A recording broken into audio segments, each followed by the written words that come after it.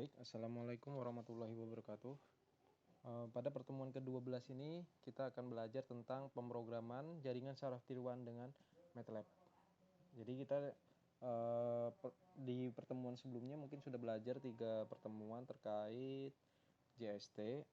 Nah, sekarang kita akan memprogram JST ini dengan MATLAB untuk mengidentifikasi plan, atau nanti juga kita coba untuk mengidentifikasi atau memprediksi grafik COVID ya. Jadi kita coba nanti dengan data COVID yang sudah ada, kita coba untuk memprediksi hasil COVID beberapa hari setelah data yang sudah ada.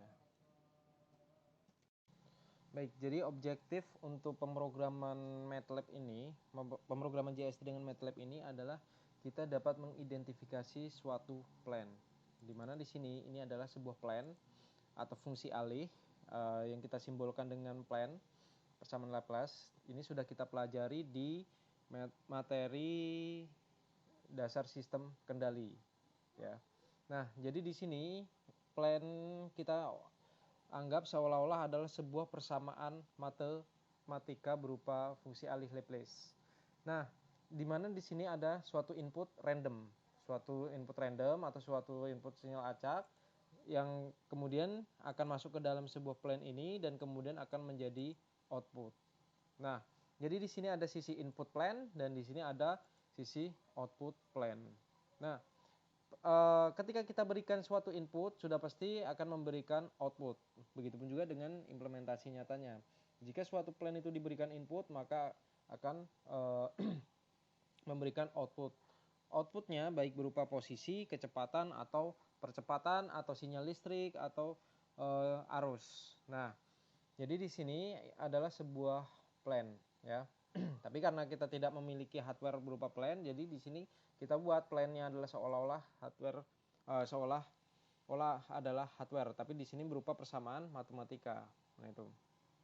Jadi dari plan ini kita ingin mengidentifikasi, di mana kita harapannya adalah MATLAB yang kita buat ini, sinyal yang akan kita buat ini akan memberikan output yang sama dengan plan aslinya. Jadi JST yang kita buat di sini ini harapannya adalah memiliki output yang sama jika diberikan input sama dengan outputnya. Jadi diberikan input yang sama maka outputnya akan sama. Itu harapan dari plan ini.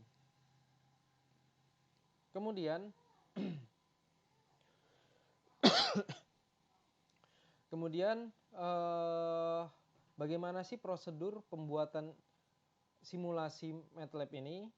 Nah, di sini ada input, kemudian di sini plannya, kemudian di sini ada zero order hold, kemudian di sini ada MUX multiplexer, kemudian di sini ada MATLAB FCN atau MATLAB function, kemudian di sini ada MUX lagi, kemudian di sini ada scope.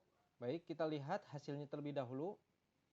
Nah, di sini simulasi dilakukan dalam waktu 50 detik.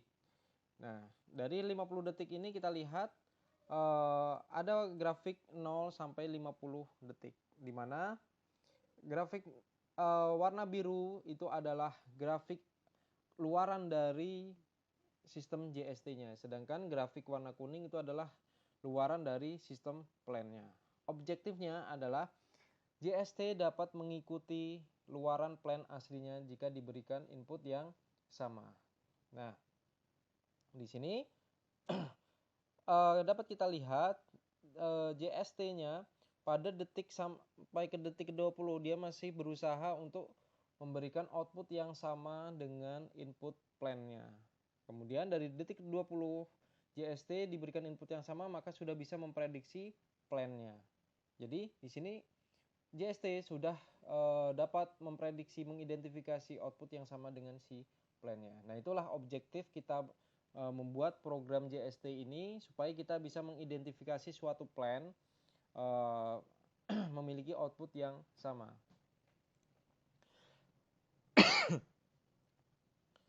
Baik, langkah-langkahnya adalah sebagai berikut. Jadi yang pertama kita harus membuka Simulink. Saya anggap di sini semuanya sudah bisa membuka Simulink sendiri. Nah, kemudian apa sih yang harus kita siapkan? Yaitu kita masuk ke library, ya, library browser. Kemudian kita akan masuk ke bagian source. Kalau di sini kita buat sinyal inputnya adalah sinyal acak uniform random. Kemudian apa lagi yang kita butuhkan? Yaitu fungsi alih transfer FCN kita masukkan. Kemudian apa lagi yang kita butuhkan? Yaitu multiplexer. Multiplexer ada di signal routing, ada MUX, singkatan dari multiplexer. Kemudian apa lagi yang kita butuhkan? Yaitu user define function, ini untuk membuat fungsi yang ingin kita buat dengan kode program. Jadi Simulink bisa juga kita sertakan kode program di dalamnya. Oke, kita masukkan. Kemudian kita butuh scope untuk memonitor output. Oke. Nah, jika sudah, maka semuanya akan bertumpuk di sini. Barulah kita susun sistem ini. Kemudian di sini ada MUX. Nah, input yang sama diberikan. Kita ingin membuatnya menjadi 3 buah input, di mana input kedua itu merupakan input plan, kemudian input pertama itu adalah output plan. Kemudian di sini kita butuh clock, waktu. Nah, clock ini untuk memeriksa waktunya. Oke, clock sudah, output plan sudah. Kemudian satu lagi kita butuh zero order hold. Zero order hold itu digunakan untuk mendiskretkan sinyal input, karena MATLAB itu prosesnya diskret, sehingga kita harus bukan MATLAB yang prosesnya diskret, tapi JST-nya yang prosesnya diskret. Nah, di sini kita masukkan zero order hold, sehingga dari continue maka berubah menjadi diskret. Nah, di sini kita butuh satu lagi untuk membandingkan antara input dan outputnya.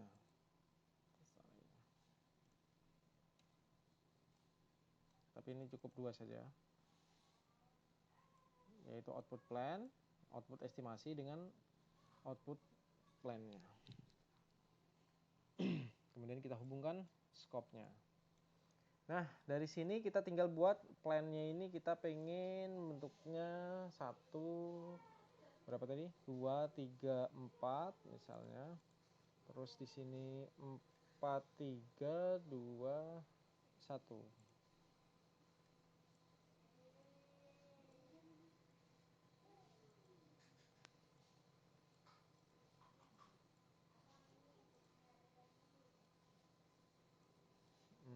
Supaya lebar. Jadi di sini ada output plan yang masuk ke sistem JST. Kita mungkin beri nama JST. Kemudian di sini ada sinyal input yang masuk juga ke sistem JST-nya, dan di sini ada clock yang masuk ke sistem JST-nya. Jadi dalam kata lain, JST yang kita buat ini membutuhkan informasi input dan output dari plan-nya. Seperti yang jika kita ingin memprediksi sesuatu, sudah pasti kita harus mengetahui inputnya apa dan outputnya apa, ya kan? Nah, dari logika tersebut maka JST menggunakan logika tersebut, yaitu kita harus tahu inputnya, kita juga harus tahu outputnya untuk belajar. Nah, waktu yang di sini ini untuk memeriksa pewaktuannya. Nah, di sini ada fungsi MATLAB-nya. Ini kita buat terlebih dahulu di Simulink. Di MATLAB-nya, MATLAB coding-nya.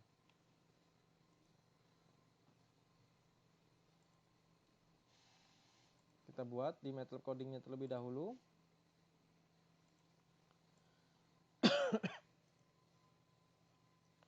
Nah, di sini ada sudah program yang sudah jadi, karena kalau saya mengetik ulang ini terlalu lama.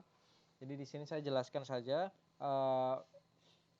setiap baris kode programnya. Nanti saya kirimkan kode programnya ini di komputer kalian. Cuman hal yang terpenting di sini ini adalah kalian harus mengetahui antara konsep dan pemrogramannya. Nah, konsepnya terlebih dahulu. di sini yang minggu lalu, di sini ada sebuah plan, di sini ada input, di sini ada output yang masuk ke sistem JST-nya. Nah, kalau secara implementasi seperti tadi, nah di sini ada sisi input yang di delay, Z-1, Z-1, Z-1. Jadi inputnya di delay atau didiskretkan ya, inputnya didiskretkan, kemudian outputnya hanya untuk memeriksa error, yaitu hanya untuk memeriksa apakah luaran JST sudah sama dengan luaran plan aslinya. Kemudian kalau misalnya tidak sama, maka dia akan merevisi setiap bobot yang ada di hidden layer-nya. Setiap bobot antara input dan hidden layer atau hidden layer dengan hidden layer-nya. Nah, kemudian di sisi sini adalah sisi input ya, input plan masuk ke JST, tapi sisi sebelah sini juga ada sisi output. Dari output estimasi atau output JST, kemudian di feedbackkan lagi, kemudian masuk ke bagian input JST-nya. Hal ini memang diperlukan oleh sistem JST-nya. Terus apa hubungannya ini dengan kode program? Jadi di sini kita lihat ada sisi input. Jumlah hidden layer ini bisa kita tentukan masing-masing. Ya, jadi di sini kita harus deklarasikan terlebih dahulu. Di sini ada fungsi yn sama dengan ident JST x in, ya. Ident JST x in. Di sini ada global. Nah, fungsi global di sini ini untuk di MATLAB digunakan supaya loopingnya itu tadi, karena kalau simuling itu satu kali iterasi maka tidak bisa merekam input yang sudah variabel yang sudah dikeluarkan, sehingga harus ada variabel global. Artinya di MATLAB akan menggunakan variabel ini di simulingnya. Kemudian di bagian YK sama dengan Xin 1. YK sama dengan Xin 1, artinya di sini SK sama dengan Xin 1 itu adalah input 1. Jadi variabel Xin itu menyatakan mux ini tadi. Xin dalam kurung 1 array 1 artinya output dari plan-nya. Maka di sini di kode programnya kita deklarasikan YK sama dengan Xin 1, UK sama dengan Xin 2 dan time Xin 3. Ya. Jadi time-nya atau TT sama dengan Xin 3, yaitu di bagian sisi sebelah sini. Nah, ini waktunya itu Xin 3. Kemudian di zero order hold ini untuk mendiskretkan. Jadi kalau inputnya continue maka di sini jadi discrete. Kemudian YK sama dengan Xin 1 seperti tadi, UK sama dengan Xin 2, TT sama dengan Xin 3 adalah waktunya. Kemudian di sini ada proses inisialisasi. Jika waktunya sama dengan 0 atau dalam kata lain waktunya baru mulai, nah maka di sini ini kita inisialisasi kode program, variabel-variabelnya berapa sih nilainya. Nah, di sini ada NA dan ada NB. Apa sih NA dan NB ini? NA ini adalah jumlah inputnya. Kemudian NB ini adalah jumlah output estimasi yang dijadikan input. Nah, maksudnya seperti apa? Kita lihat blok diagram minggu lalu. Nah, di sini ini adalah NA-nya dan di sini adalah NB-nya. Jadi NA itu adalah sisi input dan NB itu adalah sisi output dari estimasi yang di feedbackkan. Jadi kalau NA-nya sama dengan 2, artinya di sini hanya akan ada 2 buah input. Jadi hanya ada X1 dan ada X2. Kalau NB-nya ada 2, artinya di sini akan ada 2, yaitu YNK plus 1 dan YNK plus 2. Nah, itu relasi antara kode program dengan blok diagram yang tadi. Jin itu adalah jumlah inputnya.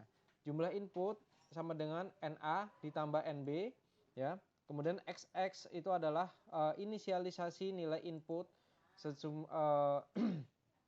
sejumlah nilai jumlah inputnya, ya. Jadi kalau di sini Jin ini adalah berjumlah 4, ya kan, NA ditambah NB 4. Kemudian zeros Jin, 1, zeros itu artinya menginisialisasi nilai XX ini dengan nilai 0. Jadi semuanya bernilai 0, nilai awal dari variabel ini. Jadi di sini dibuat nilai awalnya itu adalah 0 semua. Berapa jumlah variabel inputnya? Yaitu 4.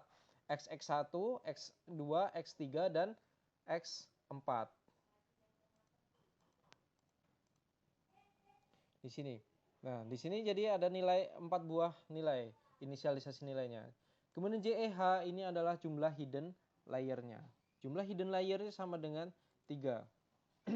WIH itu adalah bobot antara input dengan hidden layer. Jadi bobot antara hidden input dengan hidden layer itu pastinya berjumlah sejumlah input dan sejumlah JEH-nya atau jumlah hidden layer-nya.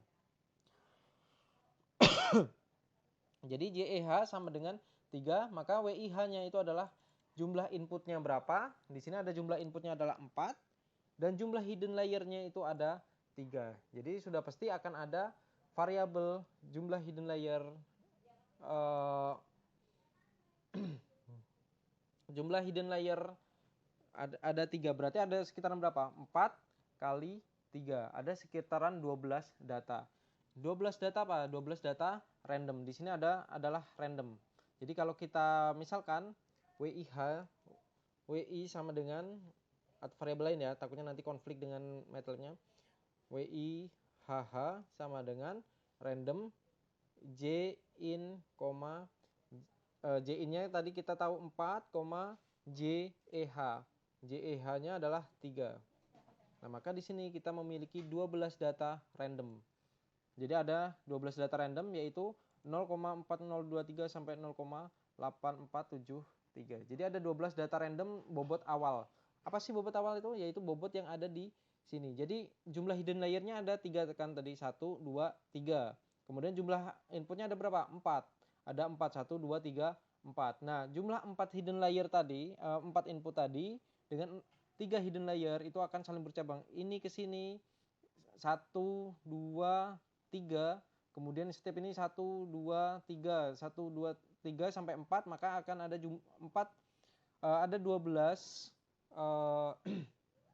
bobot antara input dengan hidden layer. WOH di sini hanya ada bernilai 1. Jadi di sini saya tidak membuat ada output di sisi, ada layer satu lagi di sisi sini. Jadi di sini saya tidak ada. Jadi hanya ada di sisi sebelah sini sampai dengan output. Jadi yang bagian sini ini ditiadakan di bagian kode program tadi. Karena sepertinya sudah cukup. Karena seperti kita ketahui, semakin banyak jumlah ini maka akan memperlambat kode programnya. Jadi di program tadi itu hanya akan ada satu layer hidden dan satu layer output hidden. Jadi dari sini langsung ke sini. Jadi dari jumlah 3 akan ada 3 buah cabang. 1, 2, dan 3. Langsung ke cabang output hidden layernya. Kemudian jadi di sini WOH sama dengan random JEH, 1, di mana JEH-nya ini ada sejumlah 3 dan di sini 1 itu karena ada hidden output hidden layer-nya itu hanya 1 buah, sehingga JEH, 1 maka akan kita kalau kita simulasikan maka di sini adalah random 3,1, maka akan ada 3 buah data random, yaitu data random di sini ini adalah bobot bobot untuk sisi sebelah sini. Jadi 1, 2, 3. Ya, tapi di sini nggak ada. Jadi maksudnya dari sini 1, 2, 3. Sebelah sini tadi. Oke. Kemudian di sini ada lambda hidden-nya sama dengan 1 dan lambda output-nya sama dengan 1. Ini digunakan untuk kemarin yaitu lambda hidden itu adalah untuk merevisi bobot sebelah sini, bobot sisi input dengan hidden layer, sedangkan lambda O itu digunakan untuk merevisi bobot sebelah sini. Nah, tapi di kode program di sini ini saya samakan nilainya yaitu 1 dengan 1. Alpha hidden di sini ini adalah nilai learning rate-nya atau kecepatan dia belajar di sisi input dengan hidden layer. Jadi untuk merevisi bobot yang di sebelah sini tadi. Sedangkan alpha O itu adalah learning rate untuk belajar di sisi sebelah sini. Untuk merevisi antara hidden layer dengan output. Nah itu.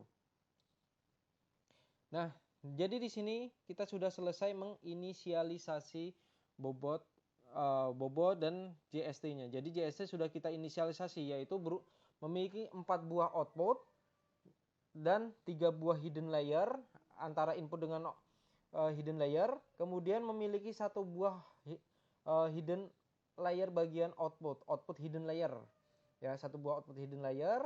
Nah, kemudian lambda hanya untuk learning rule pada hiddennya itu bernilai 1 dan alpha hidden layernya bernilai 0,0001, jadi sangat kecil sekali ya.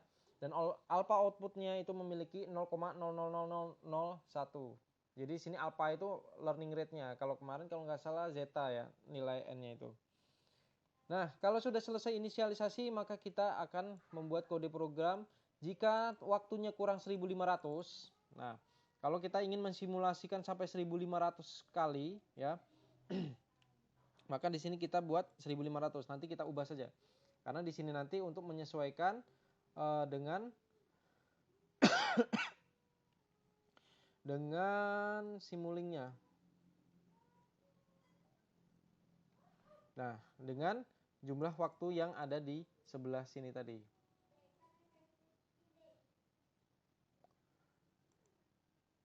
Mana kode program MATLAB-nya tadi? Nah, jadi di sini 1500 adalah waktu simulasinya. Jika waktu simulasinya kurang dari 1500, maka di sini akan kita ubah nilainya. Akan kita lakukan proses belajar. Nah, ini adalah proses belajar. Apa itu proses belajar? Yaitu proses merevisi bobot supaya sama inputnya sama output prediksinya dengan output plan yang aslinya. Ini adalah proses belajar. Ingat, proses belajar itu hanyalah merevisi bobot. Jadi nggak usah terlalu berat mikirnya. Proses belajar itu hanyalah merevisi bobot. Kemudian di sini ada for epoch 1 sampai 100. Ini atau iterasi ya. For EPP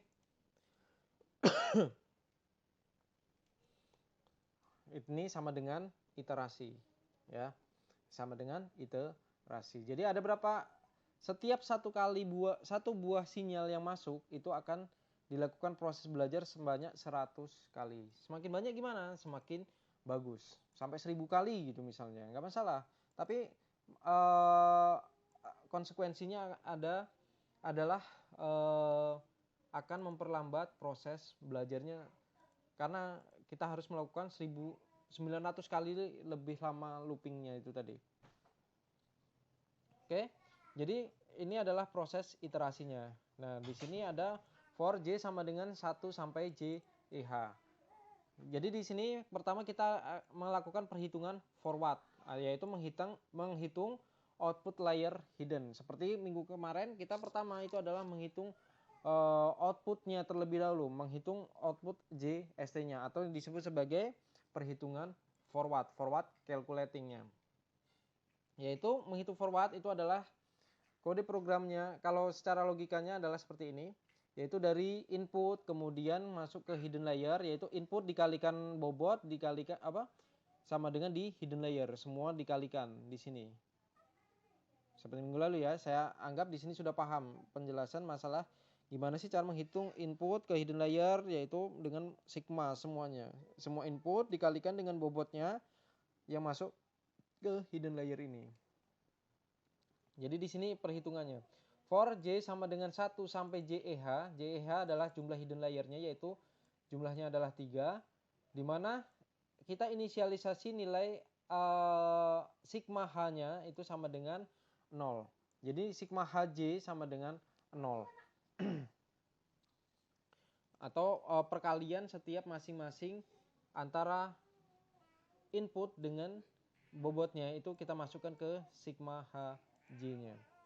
Jadi di sini kita hitung For I sama dengan 1 sampai JIN atau sejumlah inputnya yaitu 4, maka di sini kita hitung ZH sama dengan sigma H sama dengan sigma HJ ditambah WIH dikali WIH atau bobot inputnya itu tadi, yaitu di sini kita hitung I sama dengan 1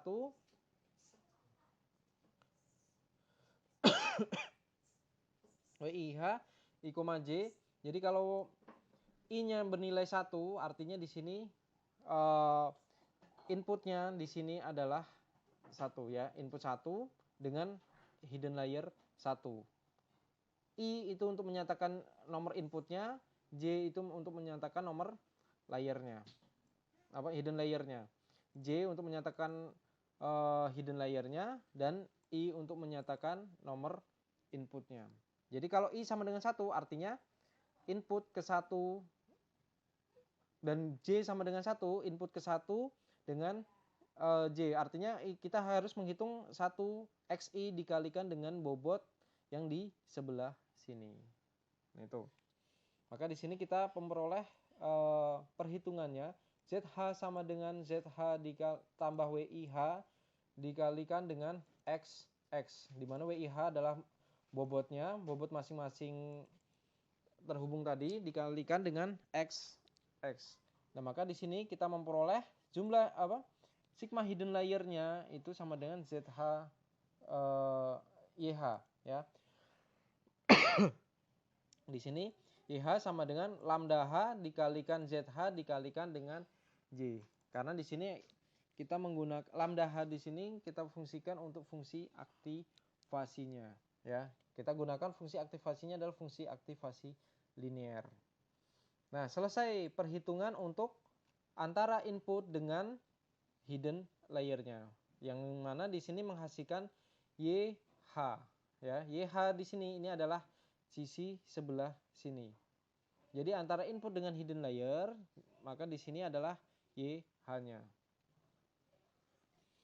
Nah, kemudian kita menghitung output neuron. Jadi menghitung output neuron. Menghitung output neuron itu adalah dari hidden layer ya, dari hidden layer di sini langsung ke output neuron, karena di sini bagian sisi sebelah sini tadi di programnya kita hilangkan. Jadi dari hidden layer langsung ke neuron, atau saya membuat mudah di sini, anggap dari input adalah ke sini. Jadi dari sini perhitungannya adalah dari hidden layer ke si output neuronnya tadi. Kita inisialisasi ZO sama dengan 0. Sehingga di sini ZO sama dengan ZO ditambah WOH dikalikan YH.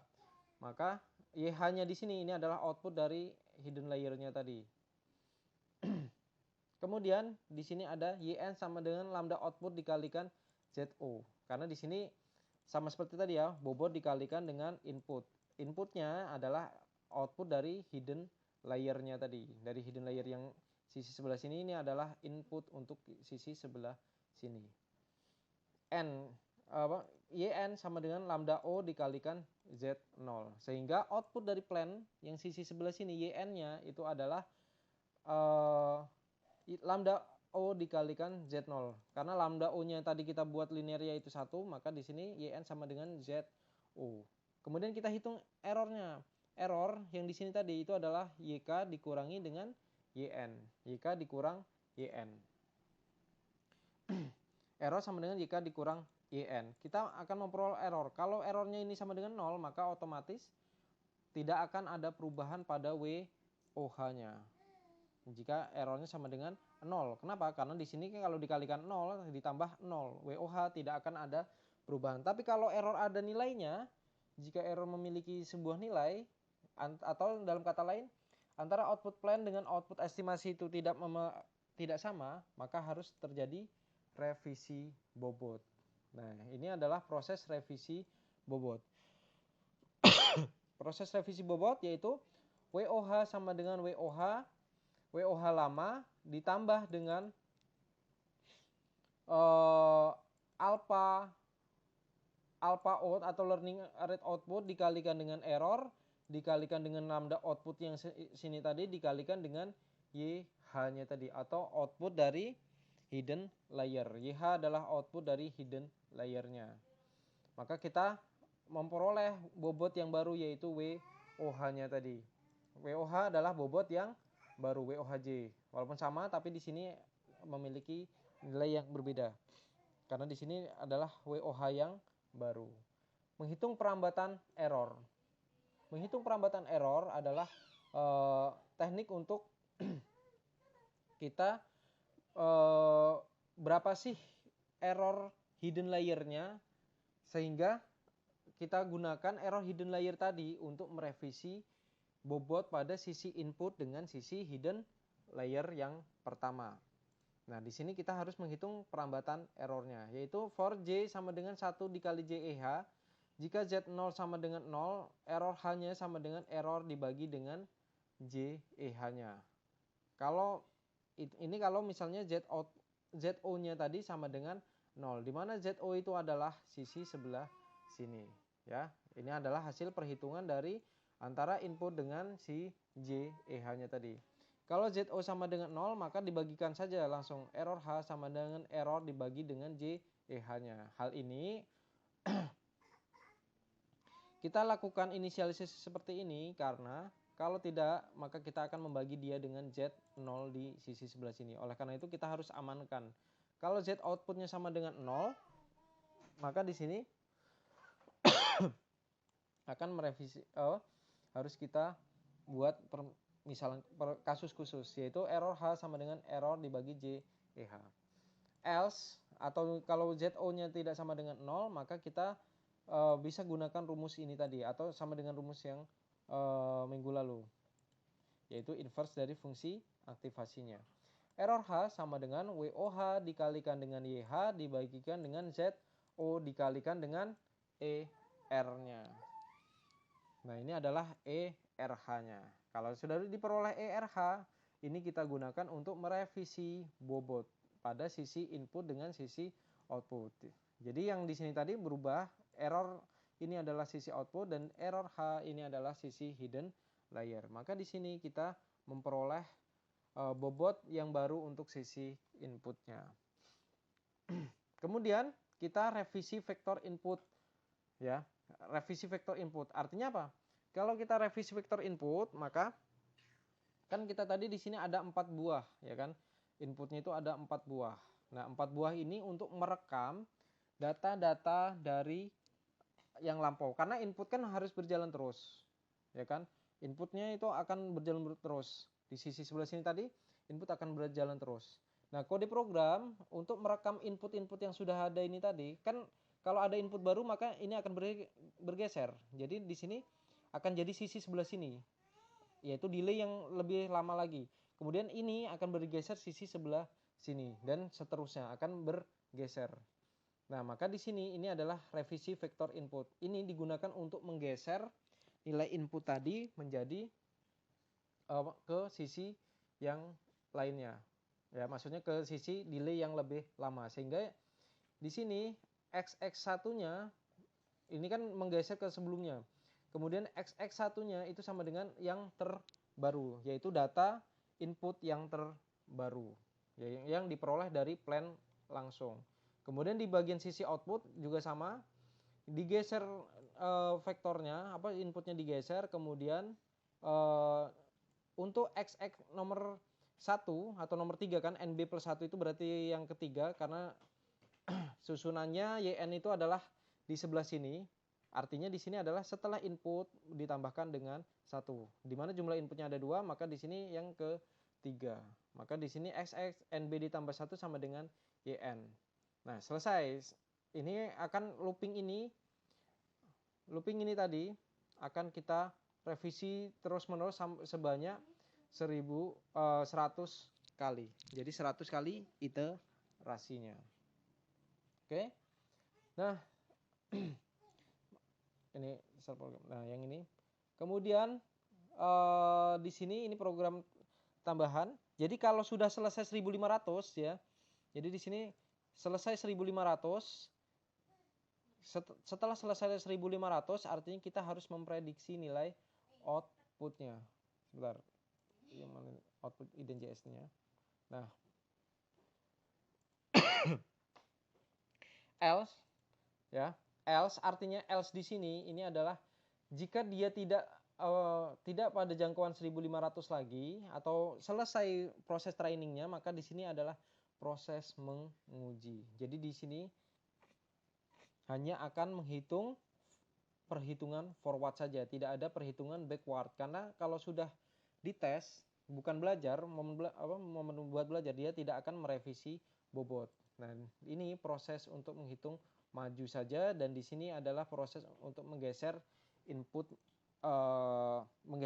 tadi, tapi tidak ada proses belajar setelah waktu 1.500 tadi. Nah, itu. Oke, jadi kode program ini tadi ini kita save ya, kemudian kita beri nama idenjst.m ya, idenjst.m. Pastikan antara nama fungsi dengan nama filenya itu sama. Setelah kita save di folder yang sebelah sini tadi sama ya, dengan simulingnya tadi. Maka kemudian kita masukkan nama file tadi idenjst ke fungsi MATLAB interpreted MATLAB FCN tadi, kita masukkan idenjst. Oke. Nah, jika sudah selesai, kita inisialisasi di sini minimum nilainya 1, maksimum 6 misalnya. Kemudian waktu sampelnya kita buat sample time-nya itu adalah 10. Nah, kalau sudah, kemudian di sini juga waktu order hold-nya kita buat 0,5, yaitu jadi nilai continue tadi kita buat berubahnya itu adalah setiap 0,5 detik. Jadi kita ambil samplingnya itu adalah setiap 0,5 detik semuanya ini tadi. Kemudian kita run simulasi. Nah di sini waktu simulasi saya buat 1000. Jadinya masih proses belajar terus menerus. Nah, kita lihat di sini, kita coba untuk memeriksa pada detik ke antara 0 sampai ke 70-an. Kita lihat waktunya. Di sini pada proses 0 sampai 10 JST sudah mulai mengikuti plan aslinya. Ya. Nah, kemudian pada waktu mulai seterusnya di sini output JST yang warna kuning sudah yang warna biru sudah sama dengan output yang warna kuning. Ya beda-beda sedikit, wajar lah ya. Karena ya namanya estimasi itu tidak selalu sama persis dengan plan aslinya. Tapi di sini sudah bisa mirip polanya yang antara output plan tadi. Jika diberikan input yang sama, maka polanya sudah sama. Ya, di sini. Artinya di sini sistem sudah siap untuk dilakukan uji coba. Maka di sini kita coba waktunya 1000 kita tadi sampai 1500 di proses belajar. Kalau kita waktunya 2000, maka 500 setelahnya itu adalah proses estimasi. Nah, kita lihat output plan-nya. Setelah 1500, ini adalah sistem sudah tidak belajar lagi, tapi sistem ternyata masih bisa memprediksi output dari plan-nya tadi. Jadi di sini ini bukan proses belajar lagi, bukan proses revisi yang sama tadi, tapi di sini benar-benar output dari plan-nya itu sudah sama dengan output dari estimasinya. Ya nggak sama persis ya, mungkin di sini agak sedikit lancip, terus di sini tidak. Tapi kalau kita lihat polanya, di sini sudah sama antara output JST sama dengan output dari plan-nya. Nah, inilah materi pertemuan pemrograman ini. Silahkan dicoba di komputer untuk yang ada PC-nya, yang ada PC dan kuat untuk simulasi MATLAB. Kemarin kita sudah belajar tentang kasus JST COVID, ya, tentang JST untuk prediksi. Nah, di sini saya buatkan kasus JST di sini harus kita hilangkan untuk data COVID, ya. Nah, data COVID di sini ini COVID-19 saya peroleh dari data yang saya share kemarin ya di sini.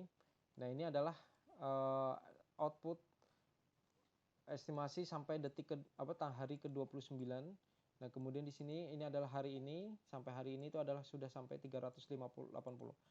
Nah, di sini saya prediksi adalah orang yang sembuh. Kenapa saya prediksi orang yang sembuh? Kalau saya prediksi orang yang mati agak sedikit jahat soalnya. Ya, ya. Jadi di sini kita ingin memprediksi berapa jumlah orang yang sembuh. Ini detik ke-30, detik ke hari ke-29, hari ke-30, hari ke-31, hari ke-32, hari ke-33, hari ke-34, hari ke-35. Nah, saya buat di sini proses belajarnya hanya sampai hari ke-192. Kemudian di sini untuk kita untuk melihat 5 hari ke depan itu sama nggak sih output dari estimasi kita. Nah, kita lihat. Jadi di sini data COVID-nya sudah saya masukkan di sini, ya, sudah saya masukkan. Kalau kita lihat di sini sudah ada sinyal value. Nah, saya buat kolom. Nah, di sini sampai 192, di mana hari pertamanya itu adalah bernilai 0. Di sini ada 192 hari ke-28. Nah, jadi kita proses belajarnya itu sampai hari ke-28 atau nilainya adalah 192. Perbedaannya, apa sih perbedaan ini dengan yang JST tadi? Nah, di sini adalah ada plan-nya. Pada identifikasi plan di sini ada plan-nya, tapi pada kasus estimasi COVID di sini tidak ada plan-nya. Jadi langsung saja putuskan antara COVID langsung ke sini. Artinya di sini input, karena di bagian sini nanti di kode programnya itu sudah di delay satu buah yang sama seperti ini tadi. Yang sama seperti ini. Jadi setiap input itu akan kita delay, ya. Nah, jadi di sini tidak perlu kita delay di sini Z-1-nya karena di program itu sudah kita delay. Kita coba simulasikan sampai 30 hari ke 35. Sorry. Kode programnya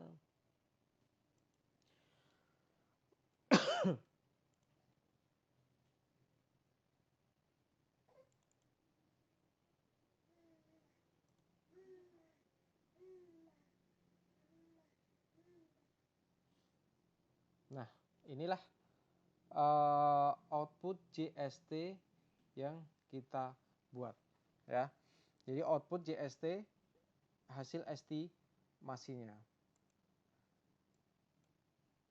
Di sini kita lihat hari ke-35 nilainya adalah sekitaran 388. Sorry. Ada yang salah. Ini kode programnya ada sedikit perbedaan, ya. Jadi ada sedikit perbedaan. Saya letakkan di bagian sini untuk kode programnya. Nah, inilah hasil estimasinya, ya. Hasil estimasi JST yang kita gunakan. Kita lihat di sini pada hari ke-35 itu kasus orang sembuh itu adalah sekitar 406 orang. Hasil prediksinya, hasil sesuai datanya adalah 380. Ya, mungkin ada sedikit kelebihan dari nilai aslinya, tapi paling enggak masih sekitaran 380-an untuk kasusnya. Jadi tidak terlalu banyak. Nah, inilah proses estimasinya.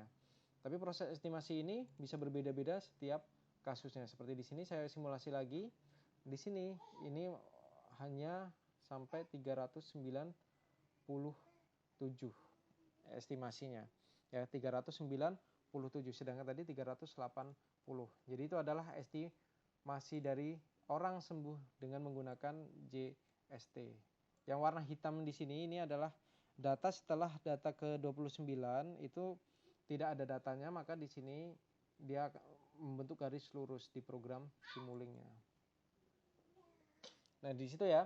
Jadi ini metode cara untuk memprediksi nilai kasus kesembuhan pada kasus COVID dengan program ini tadi. Oke, mungkin pertemuan materi MATLAB pemrograman JST dengan MATLAB sampai sini dulu. Nanti silahkan ditanyakan jika ada kode program yang masih bingung. Karena apa sih maksud nilai ini, silahkan tanyakan dan disimulasikan. Oke, mungkin cukup sekian. Saya akhiri dulu. Wassalamualaikum warahmatullahi wabarakatuh.